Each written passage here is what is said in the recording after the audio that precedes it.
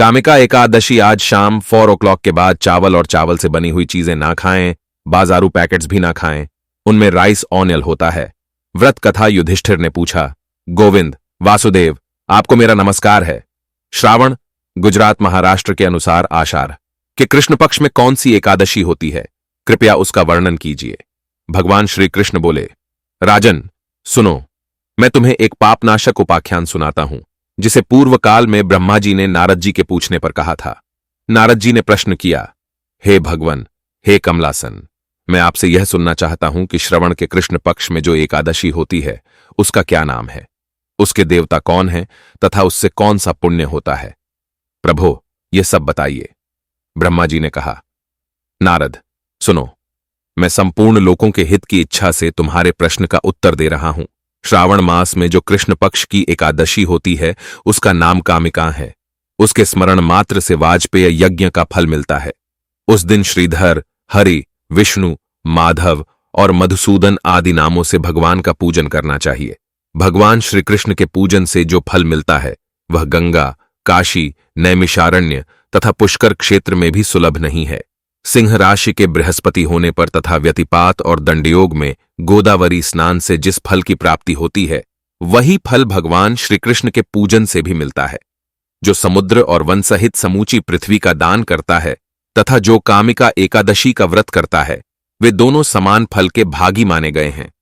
जो ब्याई हुई गाय को अन्यान्य सामग्रियों सहित दान करता है उस मनुष्य को जिस फल की प्राप्ति होती है वही कामिका एकादशी का व्रत करने वाले को मिलता है। जो नरश्रेष्ठ श्रावण मास में भगवान श्रीधर का पूजन करता है उसके द्वारा गंधर्वों और नागों सहित संपूर्ण देवताओं की पूजा हो जाती है। अत पाप भीरु मनुष्यों को यथाशक्ति पूरा प्रयत्न करके कामिका एकादशी के दिन श्रीहरि का पूजन करना चाहिए। जो पापरूपी पंख से भरे हुए संसार समुद्र में डूब रहे हैं उनका उद्धार करने के लिए कामिका एकादशी का व्रत सबसे उत्तम है। अध्यात्म विधापरायण पुरुषों को जिस फल की प्राप्ति होती है उससे बहुत अधिक फल कामिका एकादशी व्रत का सेवन करने वालों को मिलता है।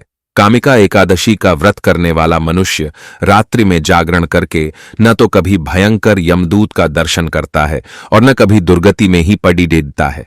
लालमणि, मोती, वैदूर्य और मूंगे आदि से पूजित होकर भी भगवान विष्णु वैसे संतुष्ट नहीं होते जैसे तुलसी दल से पूजित होने पर होते हैं। जिसने तुलसी की मंजरियों से श्री केशव का पूजन कर लिया है उसके जन्म भर का पाप निश्चय ही नष्ट हो जाता है।